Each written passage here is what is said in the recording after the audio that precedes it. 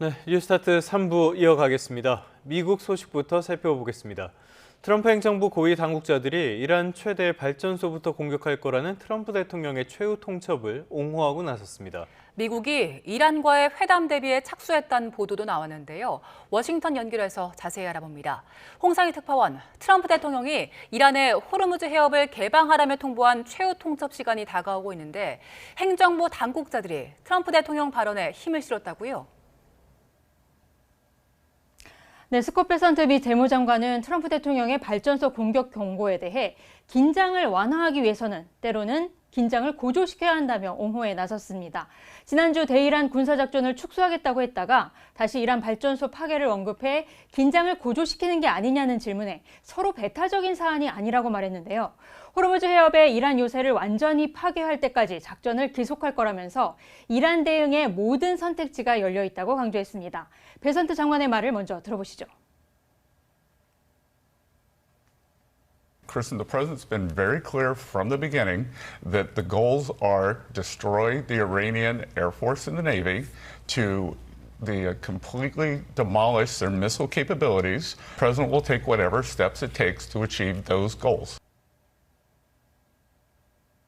마이크 왈츠 주 유엔 미국 대사도 폭스뉴스와의 인터뷰에서 트럼프 대통령은 장난을 치는 게 아니라고 강조했습니다. 이란에는 가스 화력 발전소뿐 아니라 다른 발전소들이 있다면서 트럼프 대통령이 이란 최대 규모의 발전소부터 공격을 시작할 거라고 전망했습니다. 이 말도 들어보시죠.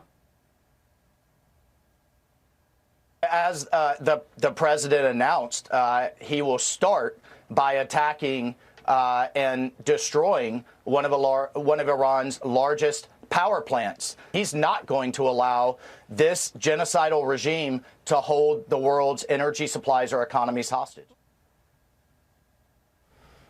네, 베선트 재무장관의 이야기 중에 이란 원유에 대한 이야기도 있었는데요. 이 제재를 유예한 것이 우리나라에 도움이 될 수도 있다라는 이야기를 했네요. 네, 앞서 미 재무부는 국제유가 상승을 억제하기 위해서 이란산 원유 판매를 다음 달 19일까지 허용하기로 했죠.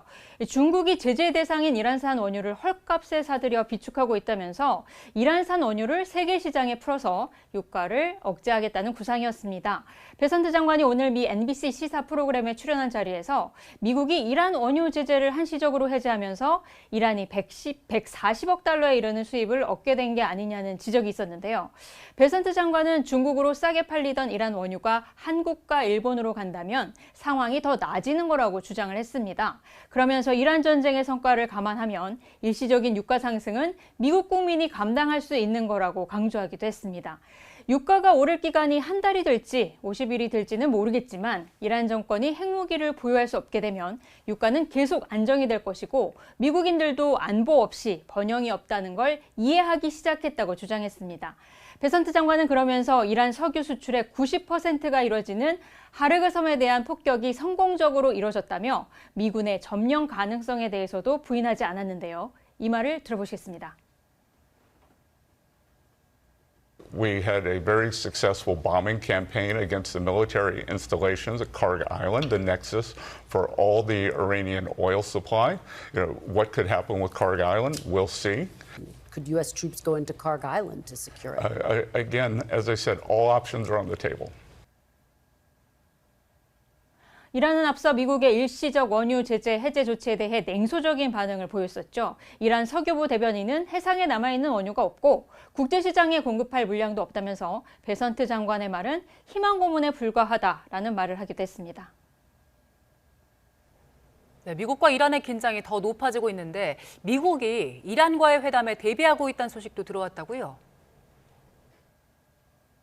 네, 악시오스 보도입니다. 이란 전쟁이 3주를 넘어서면서 트럼프 행정부가 출구 전략을 모색하고 있다는 소식이었는데요. 악시오스는 미국이 이란과의 회담에 대비한 준비 작업에 착수해서 스티브 위트코프 중동 특사, 또 트럼프 대통령의 맞사이죠, 제러드 쿠슈너가 논의에 현재 참여하고 있다고 보도했습니다. 미국은 이란에 대해 6가지 요구사항을 준비했다고 알려져 있는데요. 구체적인 내용을 보면 5년간 미사일 프로그램 추진 불가, 또 우라늄 농축 금지, 나탄즈와 포르도 등 핵시설 해체가 포함된 것으로 알려졌습니다. 또 원심 분리기 관련 장비 생산에 대한 외부 감시가 필요하고 미사일 상한을 1000기로 제한하는 군축 협약을 해야 한다. 또 헤즈볼라와 후티, 하마스 등 대리 세력에 대한 자금 지원 금지도 포함된 것으로 보입니다. 이란은 협상은 할 수 있지만 전쟁 배상과 재발 방지 보장이 있어야만 한다는 강경한 입장인데요. 악시오스는 미국이 동결한 이란 자산을 반환하는 방식으로 배상 요구에 응할 수 있다는 분석을 내놓기도 했습니다. 하지만 트럼프 대통령이 호르무즈 해협 개방을 요구하면서 최후 통첩에 나섰고 이란이 호르무즈를 계속 봉쇄하겠다. 또 미군 기지가 있는 중동 국가 발전소의 공격까지 예고하면서 대화 국면으로의 전환은 당분간 쉽지 않을 것으로 보입니다. 지금까지 워싱턴에서 전해드렸습니다. 네, 이란은 미국이 발전소를 파괴하면 호르무즈 해협을 완전히 막아버리겠다고 으름장을 놓고 있습니다. 이런 가운데 호르무즈 봉쇄 여파로 슬로베니아에서는 주유소 연료 판매를 1인당 30리터로 제한하기 시작했습니다. 신웅진 기자의 보도입니다. 이란 국영방송이 공개한 미사일 발사 영상입니다. 이란은 이 같은 미사일로 이스라엘 남부는 물론 아랍에미리트와 쿠웨이트의 미군 기지를 타격했다고 주장했습니다. 더불어 또 테헤란 상공에서 전투 드론을 격추해 이스라엘과 미국의 공격을 막아냈다고 말했습니다. 이란군은 미국이 발전소를 파괴하면 호르무즈 해협을 완전히 봉쇄하겠다고 위협했습니다. لیکن در صورت عملی شدن تهدیدات آمریکا در خصوص نیروگاه‌های ایران بلافاصله اقدامات تنبیهی انجام خواهد شد. یک، تنگه هرمز به طور کامل بسته می‌شود.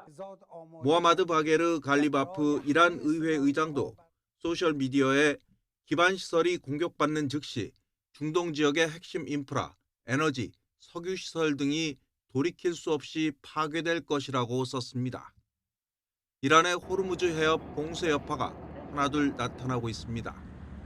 슬로베니아 주유소에서는 연료 구매를 1인당 30리터로 제한하고 있습니다. 그나마 넣을 수 있으면 다행인데 아예 문을 닫은 곳도 많습니다. 이번 전쟁으로 인한 원유 공급 부족과 사재기 조짐 때문입니다. Pour moi, c'est nouveau. Je ne pensais pas que ce serait si rapide, que ce serait lié aussi rapidement par rapport aux événements qui se passent en Iran. Maintenant, je suis un peu étonné. 슬로베니아 정부는 연료 재고는 충분하다면서도 당분간 이러한 제한 조치를 유지하겠다고 설명했습니다. YTN 신웅진입니다. 이스라엘군이 레바논 남부에서 주요 교량과 마을들을 파괴하면서 군사작전을 확대하고 있습니다. 친이란 무장 세력 헤즈볼라의 무기 통로를 차단하겠다는 건데요. 레바논 대통령은 민간인 기반 시설을 파괴하는 이스라엘의 이런 공격은 지상 침공의 전조라고 강력 비판했습니다. 박영진 기자의 보도입니다. 엄청난 폭발음과 함께 시커먼 연기가 솟아오릅니다. 이스라엘군이 레바논 남부 리타니 강을 가로지르는 카스미야 다리를 표적 공습했습니다. להשמיד באופן מיידי את כל הקשרים מעל לנהר הליטני שמשמשים לפעילות טרור. וזאת כדי למנוע מעבר של מחבלי חיזבאללה ונשק דרומה. 레바논 남부 마을의 주택 철거에도 속도를 내고 있습니다. 카츠 이스라엘 국방장관은 이 지역을 하마스와의 전쟁 중에 이스라엘군의 공격으로 폐허가 된 가자지구 라파의 사례처럼 정리할 거라고 말했습니다. 이스라엘군은 최근 리타니 강의 모든 교량에 집중 공격을 퍼부으며 지난 열흘 동안 이미 교량 3개를 파괴했습니다. 엄연히 민간인 시설과 마을에 대한 공격이 이어지고 있는 겁니다. 이스라엘 네타냐후 총리는 민간인 지역에 대한 이란의 공습에 강력한 보복을 다짐하면서도 그러나 자신들의 공격은 다르다고 주장합니다. We're responding with great force, but not on civilians. We're going after the regime. We're going after the IRGC, this criminal gang. 레바논 아운 대통령은 사실상 레바논 남부를 고립시키려는 이스라엘의 공격은 노골적인 주권 침해이자 지상 침공의 전조라고 비판했습니다. 이스라엘군이 완충지대를 구축한 뒤 결국 레바논 영토를 점령하려는 것이라며 국제사회에 조치를 촉구했습니다. 이스라엘의 공격으로 레바논에서는 1000명 이상이 사망하고 100만 명 이상이 피난길에 올랐습니다. YTN 박영진입니다. 아야톨라 모즈타바 하메네이가 숨진 아버지를 이어 이란 최고 지도자로 선출된 지 2주가 지났지만 생사를 둘러싼 논란이 이어지고 있습니다. 미국 일간 월스트리트 저널은 이란 내부에서조차 모즈타바가 살아있긴 한 것인지 의문을 제기하는 시선이 늘고 있다고 보도했습니다. 모즈타바가 지난 12일 취임 이후 피해 복수를 다짐한 첫 연설과 20일 이란의 새 명절을 맞아 발표한 신년사 모두 국영TV 앵커가 대독했습니다. 최고 지도자 선출 이후 한 번도 공개석상에 나오지 않고 육성조차 공개되지 않은 채 이란 당국이 공개하고 있는 이미지는 대부분 인공지능으로 만들었거나 촬영 연도를 알 수 없는 오래된 겁니다. 월스트리트 저널은 이란 시각 이미지 전문가들과 함께 모즈타바 사진을 분석한 결과 상당수가 인공지능으로 생성됐거나 조작됐다는 결론을 내렸다고 전했습니다.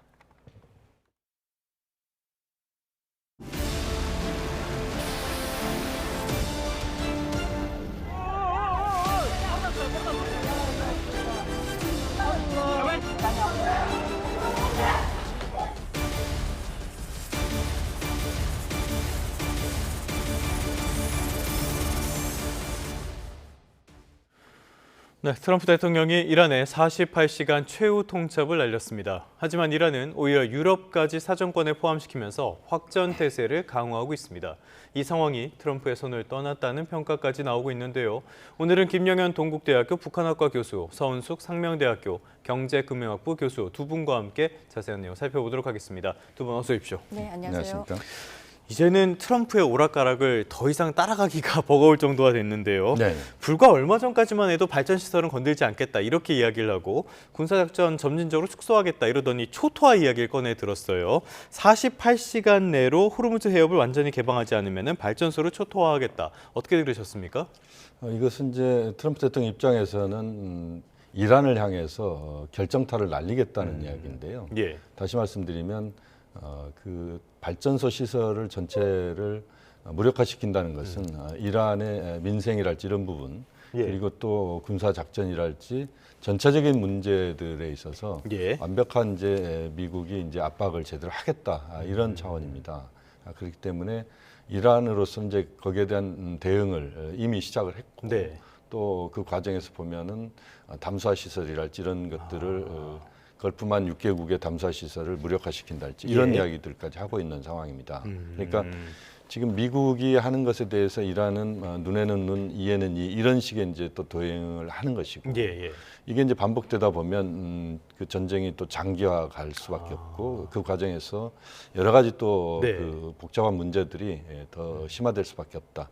좀 우려스럽다 이렇게 네. 볼 수 있겠습니다. 일단 호르무즈 해협에 대해서 이야기를 집중해서 해보자면요. 네네. 그래서 호르무즈 해협의 이 봉쇄를 풀기 위해서 미군이 직접 군사를 투입을 할 것이다, 뭐 작전을 할 것이다, 지상군을 투입하겠다 여러 가지 이야기들이 나오는데 명확한 건 하나도 없는 것 같아요. 네네. 전개 방향은 어떻게 예상하십니까? 그러니까 이제 그 호르무즈 해협에 미군이 직접 개입을 해서 예.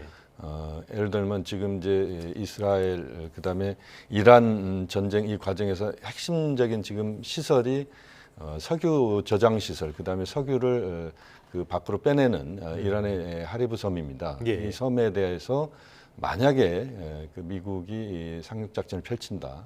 이렇게 되면 이제 전황은 더 복잡해질 수밖에 없는 것이죠. 예. 다시 말씀드리면 미군이 직접 그 지상전을 펼치느냐 여부인데요.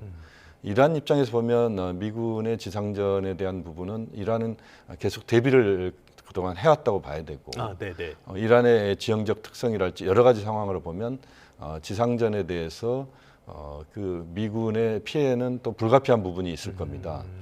또 지금 이제 그 이란의 핵시설이랄지 이런 것들이 집중적으로 배치되어 있는 예. 그 지역을 미군 특수부대가 들어간달지 이런 과정도 실제 성공 가능성에 대한 부분은 반반이다 이런 이야기가 나올 정도로 어려운 상황이거든요. 그렇게 예. 보면 이것이 이제 지상전으로 갈 경우에 엄청난 그 파장들이 나올 수밖에 없고 미국 내에서 또 반전 여론이 더 격화될 수도 있고 예. 뭐 그런 부분에서 트럼프 대통령이 반신반의하고 있는 다시 말씀드리면 직접 들어갈 것인지 아니면 이 정도에서 어느 정도 이제 정리를 하는 것이 마땅한 것인지 그런 분수령에 와 있는 것 같고 트럼프 대통령의 지상전 그 가능성은 현재로서는 제가 볼 때는 그렇게 높지는 않다. 그렇게 저는 보고 있습니다. 알겠습니다. 본인이 그만두고 싶어도 지금 상황이 어떻게 될지 불확실한 점이 굉장히 많기 때문에 이런 불확실한 점들은 결국에는 국제 유가라든지 우리 환율이라든지 여러 가지 경제적인 충격으로 오고 있거든요. 당장 지금 호르무즈 해협을 통한 원유 수입이 언제 정상화될지 이게 굉장히 미지수라 4월 위기설까지 나오고 있습니다.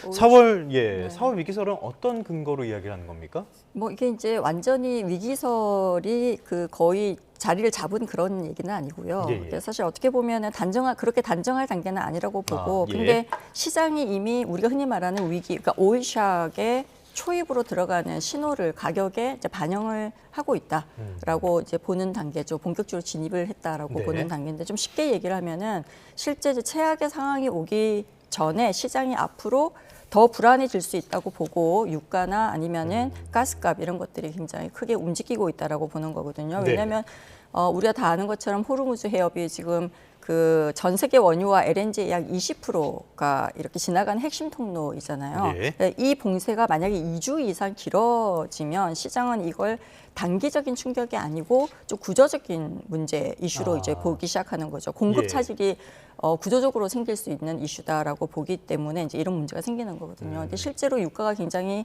크게 뛰었고, 사실 사우디 쪽에서 이제 나오는 얘기에 의하면 공급 차질이 만약에 4월까지 이어질 경우에 유가가 150달러, 많게는 180달러까지 갈 수 있다는 시나리오가 나오기 시작하면서 이 위기설이 시작된 것 같습니다.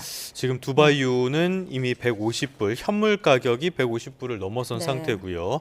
브렌트유나 WTI도 100불 언저리에서 움직이고 있으니까 위험한 상황인 건 분명해 보이는데요. 근데 이제 이게 앞으로 2주 뭐 이렇게 몇 개월 이게 문제가 아니라 몇 주 안에 물류와 이 공급, 그러니까 생산 복구의 실마리가 보이느냐, 이게 가장 큰 핵심 포인트겠죠. 그래서 그게 안 보이면 시장은 본격적으로 오일쇼크로 전환될 것이다라고 예상을 하고 있는 겁니다. 알겠습니다. 오일 쇼크에 대한 우려까지 나오고 있는데 문제는 지금 오일만이 아니라 오일을 포함한 모든 원자재 가격들, 뭐 텅스테인이, 알루미늄이니 가격이 다 오르고 있다는 점이에요. 이런 것들 제조 이렇게 공급망을 압박하면은 이거 우리 경제로서는 치명타 아닙니까? 그렇죠. 제조업의 한 축이 굉장히 흔들리는 그런 상황이 발생할 수도 있죠. 뭐 예를 들면은 지금 이제 이슈가 되고 있는 것은 석유화학 기초 원료인 나프타 가격이 굉장히 급등하고 있잖아요. 그러니까 이게 어떻게 보면은 그 중동산 선적 자체가 굉장히 불안전하게 움직이고 우리나라로 들어올 가능성이 굉장히 지금 낮아서 공급 자체에 일단 영향을 주고 있고,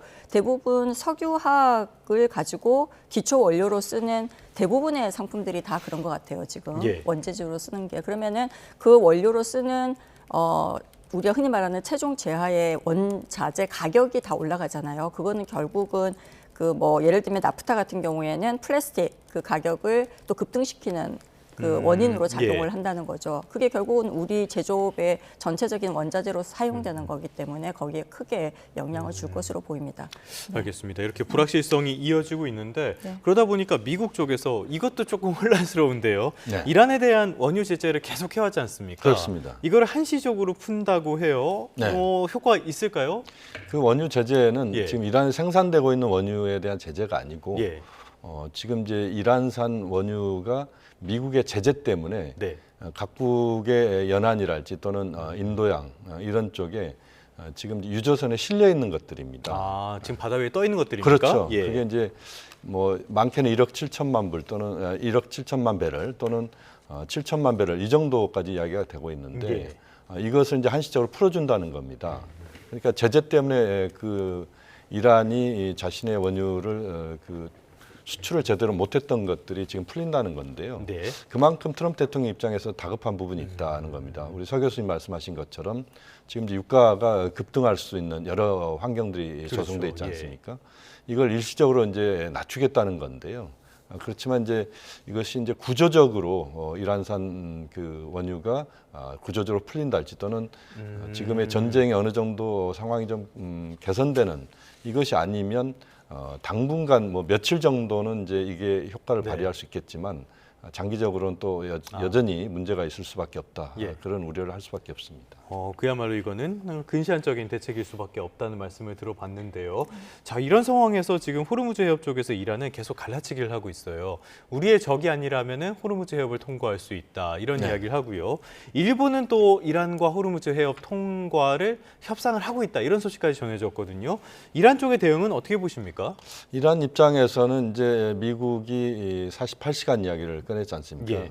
그렇게 되면 미국의 의도대로 말려들 수밖에 없기 때문에 오히려 이란은 지금 외교전을 펼치고 있다 이렇게 볼 수도 있습니다. 예. 그래서 이란 원유 또 호르무즈 해협에 목을 메고 있는 다수 국가들을 향해서 그 이란이 외교전을 펼쳐서 미국이 그 이란에 갖고 있는 그러니까 48시간 이 부분을 무력화시키겠다. 네네. 그래서 일본 같은 경우는 지금 뭐 중동 특히 호르무즈 해협을 통과하는 그 원유량이 절대적으로 그 일본으로 들어오고 있는데 이 문제를 부분적으로 풀어낸다면 사실상 일본 입장에서도 지금의 석유 문제를 어느 정도 일시적인 부분이지만 해결할 수 있다 이렇게 보고 있는 겁니다. 네. 그러니까 일본도 회담을 비공식적으로 할 수 있는 것이고 우리도 아마 지금 그 이란 당국과 비공식적인 어떤 접촉을 하고 있을 수도 있다고 봅니다. 그래서 지금 상황은 어쨌든 미국과 그 협조를 하고 있는 다수 국가들 있지만 그러면서도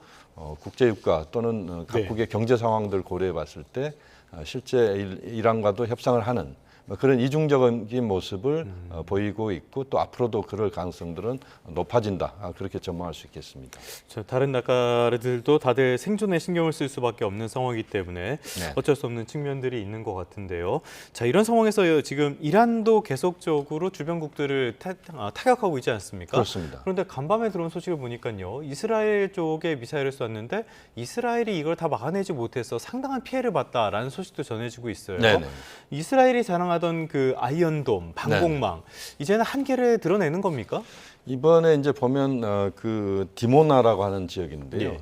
이스라엘 남부 사막지대에 있는 디모나 여기는 이스라엘의 이제 핵단지입니다. 그러니까 핵 개발 또는 핵무기와 관련된 중요한 군사 기지다 이렇게 봐야 되는데 이것은 아마 이스라엘 입장에서는 최고의 보안 시설일 겁니다. 그렇겠죠. 그러니까 아이언돔이랄지 그 요격 체계가 제대로 갖춰져 있는 곳이 여기인데 이번에 보면 여기가 완전히 뚫렸습니다. 그러니까 이것이 일시적인 것인지 아니면 이스라엘의 방공망이 이제는 거의 그 요격 체계가 이제는 바닥을 드러낸 것인지 여기에 대한 이제 의문점들이 지금 드러나기 시작한 겁니다. 네네. 이란 같은 경우는 이스라엘의 지금 방공 시스템이 이제는 거의 무력화됐다 이렇게 지금 이야기를 이미 하기 시작했고 또 그 미국 입장에서도 보면 이스라엘의 이 요격 시스템의 이 문제점에 대해서 미국도 상당한 고민이 있을 수밖에 없습니다. 왜냐하면 이란의 지금 미사일이 완전히 바닥났다고 트럼프 대통령은 이야기를 하지만 그러나 그 극초음속 미사일이랄지 고급 미사일 같은 경우는 이란에 대해서 이란이 이스라엘이나 중동 국가들에 대해서 그렇게 사용을 그동안 안 했습니다. 네네네. 이걸 아껴둔 것이다 이렇게 봐야 되는데 이게 본격적으로 가동하면 이제 이스라엘의 인명 피해나 또는 군사 또는 경제 시설의 피해가 앞으로 더 많이 발생할 수밖에 없는 것이죠. 그렇게 보면 미국 입장에서는 그동안 계속 이란을 그 초토화시켰다 이렇게 이야기를 하지만 이란이 또 새로운 무기 체계로 이스라엘 공격하기 시작하면 이것은 또 전쟁 상황은 또 다른 상황으로 바뀔 수밖에 없는 그런 점에서 이번에 그 디모나 지역에 대한 그 공격은 상당히 이란 측의 입장에서 보면 의미가 있다고 봐야 되겠습니다. 이번에 중거리 미사일을 동원했는데 이건 맞습니다. 예상을 못했다고 하잖아요. 네네. 그런 측면에서 이란의 공격 그 여력은 아직 있다고 봐야 되는 겁니까? 그러니까 이번에 보면 이제 디에고 가르시아라고 하는 인도양에 있는 섬인데 이게 영국령 섬입니다. 거기에 이제 미군과 영국의 공군기지가 공동으로 운영하는 공군기지가 있고 거기에 B2 전략 폭격기가 거기서 뜹니다. 그만큼 이제 B2 전략 폭격기는 한 대당 1조 원이 넘는 그 폭격기고 이건 스텔스 기능을 갖고 있는 세계 최강의 폭격기입니다. 이게 이제 거기서 뜨는데 이번에 그 이란이 그 디에고 가르시아에 대해서 두 발의 미사일을 발사했는데 원래 이란은 2,000km 이내만 그 미사일을 갖고 있다 이렇게 공언을 해왔습니다. 왜냐하면 2,000km라는 것은 이스라엘을 타격할 수 있는 충분한 거리가 2,000km이기 때문에 미국의 공격 명분을 주지 않기 위해서 2,000km 제한을 했던 겁니다. 그런데 이번에 보면 3,200에서 4,000km의 그 탄도가 나온 겁니다. 그러니까 실제 보면 미국 입장에서 굉장히 놀랄 수밖에 없는 것이고 이스라엘도 그렇죠. 왜냐하면 이 4,000km라고 하는 것은 이것이 유럽을 향할 때는 영국, 프랑스가 다 타격권 안에 들어오는 그렇습니까? 겁니다. 예. 그렇기 때문에 이번에 디에고 가르시아에 대한 요격이 돼서 피해는 없었지만 이 4,000km의 미사일 발사는 상당히 그 의미가 있다 이렇게 볼 수밖에 없습니다. 굉장한 또 위협이 하나 생겼다라고 볼 수 있겠는데요. 이런 위협이 이어지니까 아무래도 불확실성으로 연결될 수밖에 없지 않습니까? 시장이 굉장히 크게 흔들리고 있어요. 먼저 우리 시장부터 한번 볼까요? 우리 시장을 보면은 주가가 오락가락하면서 개인 투자자들이 많은 순매수에 나서면서 주가에 더 하락을 받쳐주고 있단 말이죠. 그런데 개인 투자자분들 대부분이 손실 구간에 들어와 있다고요? 네, 맞습니다. 그 개인 투자자 입장에서는 좀 많이 떨어졌으니까 지금 이제는 좀 싼 편이다라고 생각해서 저가 매수에 들어갔다라고 우리가 판단을 하거든요. 근데 실제로 뭐 2월 27일부터 3월 19일까지 뭐 최근 3주 정도 실적을 보면 개인들이 코스피에서 약 그 18조 원 넘게 순매수를 했어요. 기관들은 매도를 했는데, 근데 문제는 이제 시장을 흔든 변수가 너무 컸다라고 봐야 되겠죠. 같은 기간 코스피가 뭐 7.41% 정도 떨어졌고요. 우리 흔히 말하는 것처럼 그 개인 순매수 상위 10개 종목의 평균 수익률이 9.41% 마이너스였어요. 굉장히 많이, 그러니까 코스피 지수보다 훨씬 더 많이 떨어졌죠. 그러니까 개인들은 이제 용감하게 들어갔는데 전쟁 리스크와 유가 충격과 그다음에 글로벌 위험 자산에 대한 회피 흐름이 굉장히 더 강하게 나타났다고 봐야 되겠죠. 그래서 뭐 어떻게 보면 우리가 이제 변동성 장세에서 좀 방어에 실패했다 개인들이 이렇게 볼 수 있고요. 그러니까 너무 낙폭 과대가 나타난 것만 보고 들어가면은 거시 경제 충격에 반응하기가 굉장히 어렵거든요. 그래서 이렇게 불확실성이 클 때는 굉장히 투자하는데 의사결정을 신중하게 해야 될 필요가 있습니다. 관망도 투자라고 하니까요. 너무 맞습니다. 과감하게 나서신. 좋은 표현이십니다. 오랜 경험이니까 하나 말씀을 드렸는데 자, 조금 전에 말씀해 주신 것처럼 교수님께서 말씀해 주신 것처럼 위험 자산을 회피하려는 심리가 강해졌다. 그러면은 안전 자산 쪽으로 간다는 거 아닙니까? 맞아요. 금값은 그러면 왜 떨어집니까? 그렇습니다. 맞는 말씀이신데요. 일반적으로 이제 전쟁이 나면 우리가 흔히 말하는 것처럼 이제 금은 그러니까 대표적으로 안전 자산으로 꼽히기 때문에 강세를 보이기 쉽거든요. 그러니까 초반에 조금 강세를 보였어요. 근데 이번에는 유가 급등 자체가 달러와 금리에 굉장히 강하게 영향을 미쳤습니다. 이게 굉장히 중요한 점이거든요. 그래서 중동 리스크로 유가가 오르면서 이게 이제 물가가 다시 불안해지고 물가가 다시 불안해지면 시장은 미국이 금리를 빨리 내리지 않을 거라고 예측을 하게 되는 거거든요. 그렇게 되면 달러는 계속 강세를 유지할 수밖에 없게 되죠. 그래서 금리는 높고 달러가 강하면은 어떻게 보면은 이자가 없는 금 같은 경우에는 매력이 상대적으로 떨어진다라고 우리가 해석을 할 수가 있거든요. 그래서 금값이 우리가 보면 1월 말에 5,300달러였다가 한때 5,500달러까지 올라갔어요. 그러다가 3월 달에 지금 4,500달러대까지 떨어졌다라고 볼 수가 있거든요. 근데 그렇다고 해서 금값이 완전히 방향을 꺾었다 이렇게 보기에는 좀 어려워요. 그래서 전쟁 리스크 자체가 사라진 건 아니잖아요, 지금 현재. 그리고 중앙은행들의 또 금 매수 수요도 여전히 존재를 하고 있기 때문에 전망은 뭐 추세적으로 계속 떨어진다라기보다는 좀 변동성이 큰 조정 국면이다라고 보는 게 좀 정확합니다. 지금도 그래프로 보니까 약간은 평평한 그런 정도의 모습을 보여주고 있는데요. 그런데 이것보다 더 크게 움직이는 게 하나 있습니다. 우리나라의 원화 가치를 말씀을 드리는 건데요.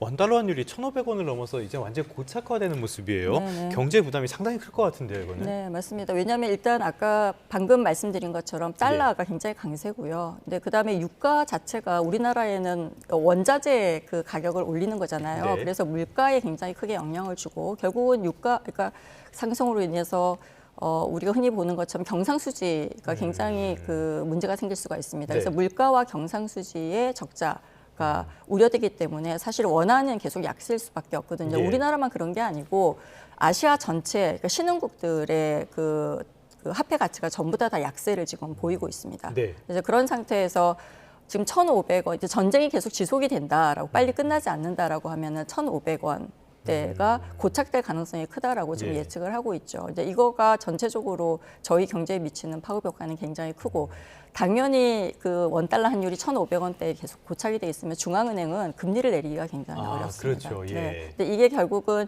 금리를 내릴 것이라고 예측을 하고 경제를 전망하고 있었는데 이 금리 인하가 좀 실현되는 게 좀 기간이 더 걸리게 되면은 결국은 대출 금리에 대한 부담이라던가 그다음에 PF 부실이라던가 이런 것들이 좀 현실화될 가능성이 좀 크다라고 볼 수가 있습니다.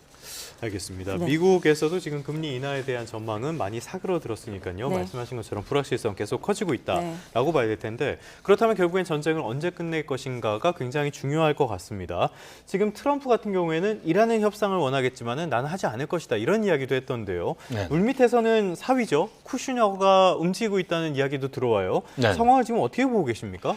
그러니까 이제 그 이란과 미국이 이스라엘과 이란 미국이 지금 보면 이에는 이 눈에는 눈 네. 이런 식의 지금 이제 그 대결을 계속 펼치고 있는 건 분명한 사실입니다. 겉으로는 강하게 서로. 그렇죠. 예. 지금 뭐 굉장히 그 서로 그 말도 그렇고 실제 군사적인 행동도 네. 굉장히 거칠게 지금 양쪽이 주고받고 있다. 이렇게 보복을 하는 이런 상황이다 이렇게 볼 수가 있는데 네. 그러면서도 그 협상에 대한 이야기들이 나오고 있습니다. 지금 이제 미국 입장에서 이제 카타르를 주목하고 있는 것 같아요. 예. 카타르가 작년에 이제 가자 지구에 그 협상 과정에서 카타르가 이제 중재 역할을 했습니다. 또 이집트도 과거에 보면 그렇죠. 이제 예. 많은 부분에 그 중재 역할을 해왔고 이번에 그 전쟁 상황을 보면 이집트만 조용합니다. 그러니까 이집트는 이스라엘도 공격하지 않고 예. 또 이란도 이집트는 공격하지 않습니다. 그만큼 이제 중립적인 역할을 지금 하고 있다 이렇게 볼 수가 있는데 네.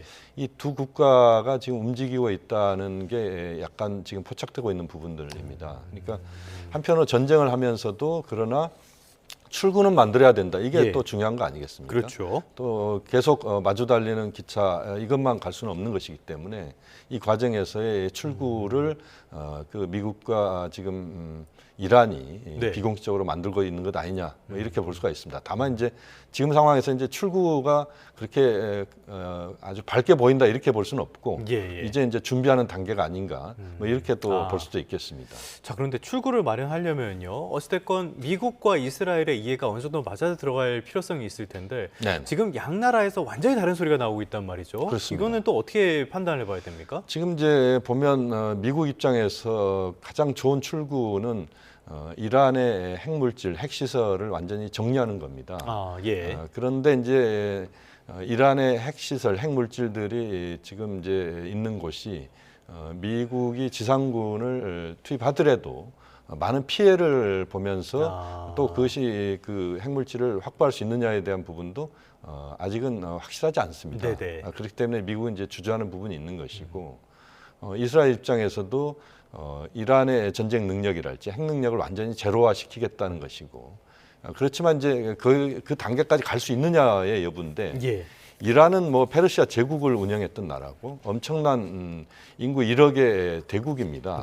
그만큼 이란이 그렇게 간단하게 무너지지 않는다. 이게 이제 지난 3주간 보여준 상황 아니겠습니까? 뭐 지형도 굉장히 복잡하다면서요? 그렇습니다. 이란이 뭐 실제 자연설 스키장이 있는 나라일 정도로 엄청난 그 국토를 갖고 있고 그렇게 보면 그 지상군 파견 자체가 그렇게 간단치가 않습니다. 그만큼 이제 미국도 주저주저 해왔고 또 베네수엘라와는 완전히 다른 이란의 환경이기 때문에 지금 상황에서 완벽한 승리는 제가 볼 때는 어렵다라고 봐야 되고 어느 정도 이제 이란과 미국 또 이스라엘이 적절한 그 상호 명분을 갖추면서 정리를 해내느냐 이게 저는 이제 굉장히 중요한 것 같고 이제는 그 고민을 본격적으로 하면서 또 실제 어떤 성과들을 좀 내오는 뭐 그런 단계로 가야 되지 않느냐 그렇게 보고 있습니다. 알겠습니다. 이런 상황에서는 이란의 모스타바도 중요할 텐데 아직까지 베일에 가려져 있어서 이것도 또 불확실성으로 작용을 하는 것 같습니다.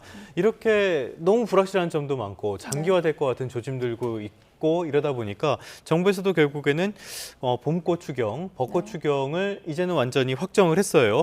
어제 당정청이 전쟁 추경 25조 원 규모로 편성하겠다라고 밝혔는데 내용은 어떤 내용들이 담겼습니까? 그러니까 이번 추경의 핵심이 이제 전 국민에게 똑같이 나누어주는 보편적인 그러한 지원 방식이 아니고 좀 충격, 지금 현재 그 전쟁으로 인한 그 경제적인 충격을 좀 크게 받는 계층들, 그다음에 업종, 뭐 이런 지역에 직접 그 선별적으로 지원하겠다라는 게 선별 지원을 하겠다는 게 핵심인 것 같아요. 직접 선별로 하겠다는 거네요. 네, 그래서 이제 뭐 우리가 보통은 자금을 조달을 하기 위해서 국채를 발행하는데 뭐 국채를 새로 찍기보다는 초과 세수로 재원을 마련하겠다라고 얘기를 했고요. 그게 이제 당정청 방침으로 얘기를 한 것 같습니다.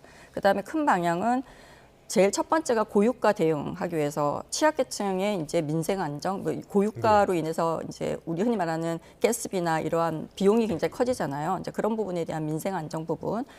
그다음에 고유가 이제 대응하기 위해서 각종 산업들이 굉장히 지금 어려움에 몰리고 있거든요. 조금 전에 우리 나프타 가격 인상했었잖아요. 그러니까 석유의 그 공급망 차질 때문에 가격이 오르면서 우리나라 제조업, 특히 중간 그 공급망 체계들이 있거든요. 거기가 지금 체불까지 지금 밀리고 있는 경제 그 좀 안 좋은 상황으로 몰리고 있다라고 하는 그러한 뉴스도 나왔지 않습니까? 그래서 그러한 업종에 관한 그 산업 피해와 공급망 충격을 최소화시키기 위해서 그런 업종에다가 지원을 하겠다라고 하는 게 사실 이제 전체적인 방향이라고 보여집니다. 자, 그런데요, 이 추경 필요성은 다들 인정할 것 같은데 추경 얘기 나오면은 당장 걱정하는 게 이거 돈 풀리면은 또 물가 오르는 거 아니야 이런 걱정을 하게 되거든요. 이번에 다를까요? 이게 지금 이제 세수로 그러니까 국채로 예를 들어서 이제 발행을 하거나 이렇게 되면은 사실 자금을 또 이제 조달해서 해야 되는 거잖아요. 그런 거랑 좀 다르게 지금 세수로 초과 세수를 가지고 재원을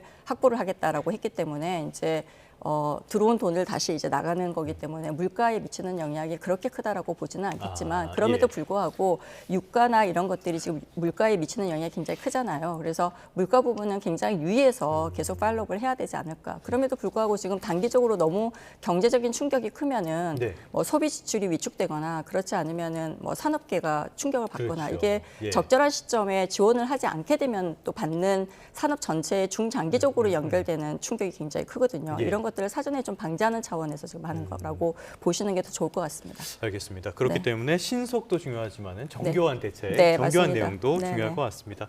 지금까지 김용현 동국대학교 북한학과 교수, 서은숙 상명대학교 경제금융학부 교수 두 분과 함께 중동 사태에 대해서 자세히 알아봤습니다. 오늘 말씀 고맙습니다. 네, 감사합니다. 엄청난데?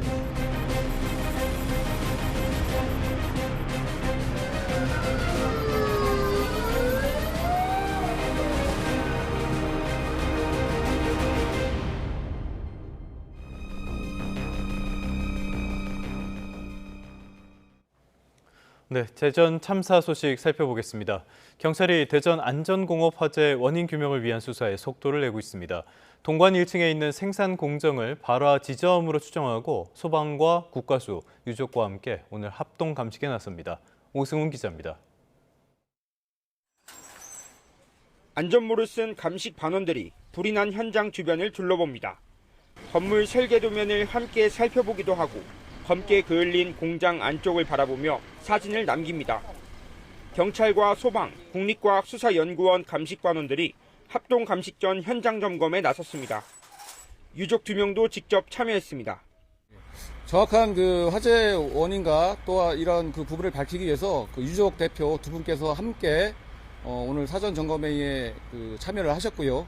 향후 합동 감식에도 유족 두 분께서 참관을 하실 예정입니다. 경찰은 동관 건물 1층에 있는 엔진 밸브 생산 공정 부근을 유력한 발화 지점으로 추정하고 있습니다. 현장에서 만난 공장 관계자도 무너져 내린 생산 공정 5라인에서 불이 시작된 것으로 알고 있다고 말했습니다.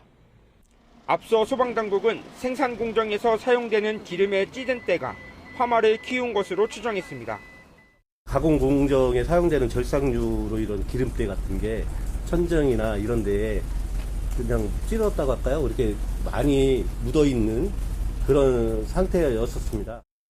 경찰은 발화 원인에 대해 기계 과열과 전기적 요인, 화학물질 취급 부주의 등 모든 가능성을 열어둔 채 수사하고 있습니다.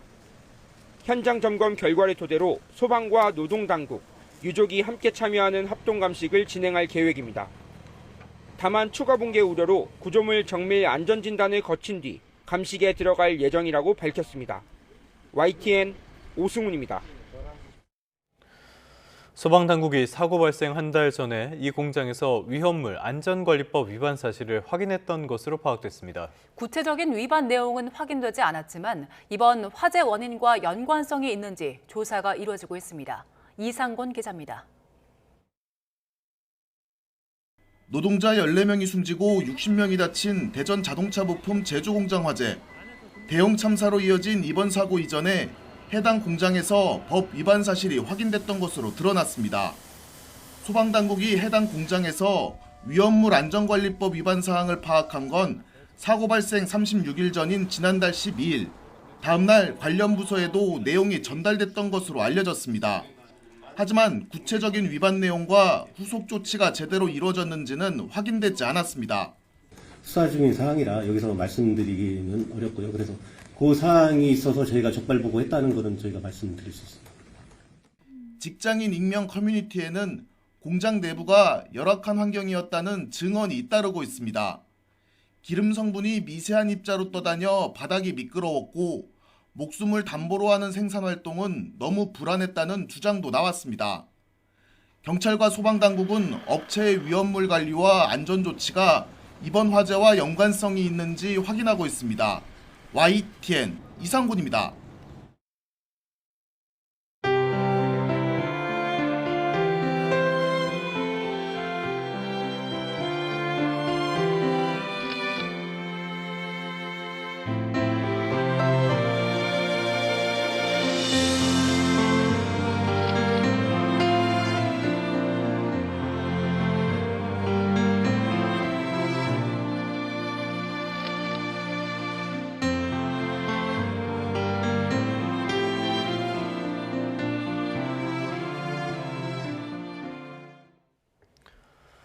네, 끝으로 출근길 날씨 살펴보겠습니다. YTN 야외 스튜디오 연결합니다. 정수연 캐스터. 네, 정수연입니다. 네, 어제 날이 참 따뜻했는데 오늘은 어제보다 더 따뜻하다고요? 네, 봄 기운이 한층 짙어졌습니다. 오늘은 어제보다 기온이 올라서 올봄 들어 가장 따뜻한 날씨가 예상되는데요. 오늘 서울 낮 기온이 19도까지 오르며 예년 기온을 7도가량 크게 웃돌겠고 그 밖의 지역도 대부분 20도 안팎 기온이 크게 오르겠습니다. 네, 그런데 대기가 건조해지고 있어서 화재 예방에 각별한 주의가 필요하다고요? 네, 이렇게 3월에는 기온이 크게 오르면서 이 습도가 낮아지는 데다가 바람도 강하게 불어서 산불이 발생하기 쉽습니다. 특히 야외 활동이 많아지는 요즘 봄철 화재 예방에 각별히 신경 쓰셔야겠습니다. 그럼 먼저 특보 상황부터 자세히 살펴보도록 하겠습니다. 현재 동쪽 지방과 서울 동북권과 서남권 일부 등 중부 지방에 건조특보가 발효 중인데요. 오늘 오후부터 영남 해안을 중심으로는 바람도 강하게 불어서 예방에 더욱 각별한 주의가 필요하겠습니다. 오늘 아침도 크게 춥진 않습니다. 서울이 4.8도, 대전 2.7도, 대구 4도 등 어제와 비슷하거나 조금 낮게 출발하고 있고요. 한낮에는 서울이 19도, 대구 20도, 광주 21도까지 올라 대부분 지역에서 20도 안팎이 예상됩니다. 당분간 기온의 일교차는 크게 벌어지겠고 내일 늦은 밤부터 수요일 사이 제주도에는 비가 내릴 전망입니다. 오늘 하늘 자체는 맑게 드러나겠지만 중서부는 종일 그 밖의 지역도 공기가 탁해지겠습니다. 오후부터는 국외 스모그까지 유입되니까요. 호흡기 관리에 더욱 각별한 주의가 필요하겠습니다. 지금까지 YTN 정수연입니다. 네, 3월 23일 YTN 뉴스타트 모두 마무리하겠습니다. 잠시 뒤 뉴스업이 이어집니다. 시청해주신 여러분 고맙습니다.